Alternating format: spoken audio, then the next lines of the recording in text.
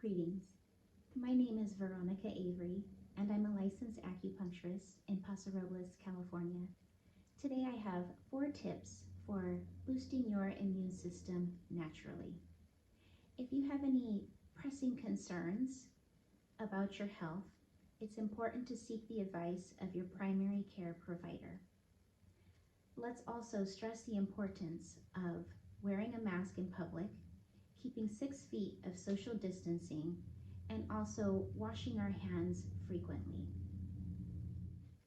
Pillar number 1 of boosting the immune system naturally is getting adequate, restful sleep.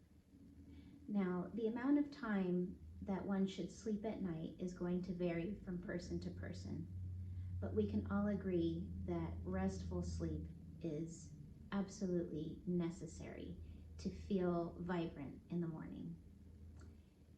Some tips: slowing down drinks after 3 p.m. If you're waking up once or twice in the night to use the bathroom, it's important to start hydrating yourself earlier in the day. When you wake up in the morning and throughout the morning, midday, about 3 o'clock is about the time you should start slowing your drinks down, and just sips in the afternoon. Avoiding stimulants such as the television and your phone once it becomes closer to the time that you will be going to bed is important. For some people who have a hard time slowing down their minds, maybe listening to a guided meditation or doing a restorative yoga practice before bed, those can be found on YouTube or just Google it. There's a lot of really great advice. There's a lot of great music out there and guided meditations and yoga that you can find and help to slow your mind down. We have a couple of acupuncture points that help to calm the spirit as well. And if you come between the eyebrows, here is a point called Yin Tong. This is a great point to massage to clear the mind. And coming straight up from that, just inside of the hairline here, we have another acupuncture point. From the tips of the ears to the very top of the head, we have also the Bai Hui, or 100 Gatherings point. These are great points for calming the nervous system. We also can massage our ears. We have here a point called Shen Men, or Spirit Gate, that can be massaged. And then also 3 finger breaths down from the carpal crease is a point in between the 2 tendons here that you can massage that will also help to calm the spirit. This is a great point if you're having any compression in the chest or having any nausea, those feelings of butterflies in the stomach, the adrenaline. These are great points to self-massage before bed for a great night's sleep. Pillar number 2 of boosting our immune system naturally is getting about 20 minutes of exercise in daily. Now, this is going to look different for everybody, but we can all agree that finding the time to exercise is a bit of a challenge sometimes. So if you have to break it up into 10-minute segments, maybe taking 10 minutes of your lunch break to walk, and then maybe another 10 minutes once you get home, or after dinner and before bed to do a yoga practice or some strength training would be great. Walking the dogs, find the time, 20 minutes, carve it out. Exercise is so important for boosting our immune system and getting the cardiovascular system going. Pillar number 3 of boosting our immune system naturally is having a good diet filled with whole foods, fresh vegetables and fruits, and quality proteins. It's very important to identify any food sensitivities that you have and making sure that you avoid those foods, especially if you're starting to feel your immune system drop. There are certain foods that create a lot of mucus for us. For example, those who suffer from allergies and who have a lot of of sinus congestion.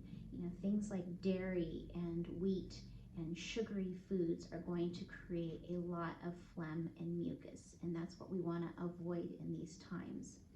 Warm cooked foods are great in the winter. You can incorporate more raw foods in the spring and summer, but make sure you stop by your local farmer's market every now and again. It just reminds you of the foods that are grown seasonally in your area, and you can make use of those in your regular diet. Also, just drinking plenty of fluids, water.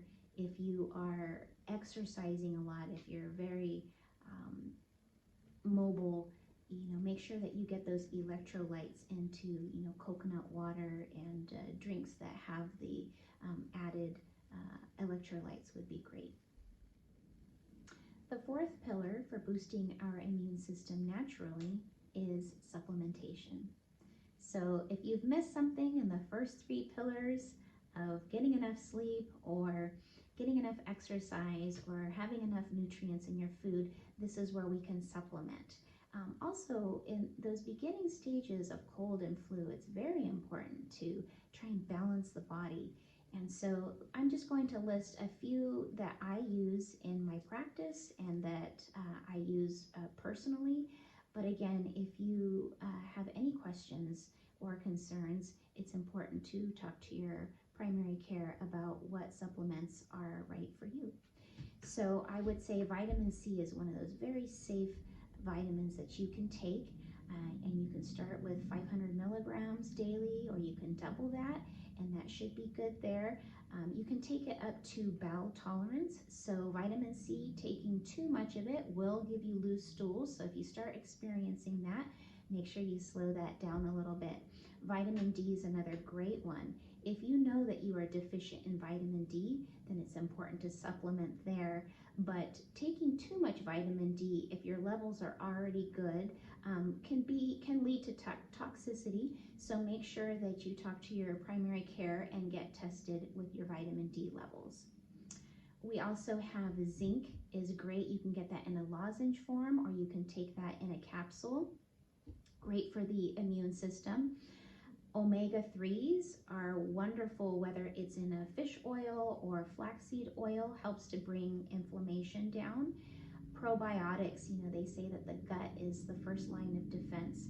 So making sure that you have a good probiotic, or taking fermented foods like miso or sauerkraut, things that will help the gut health is important.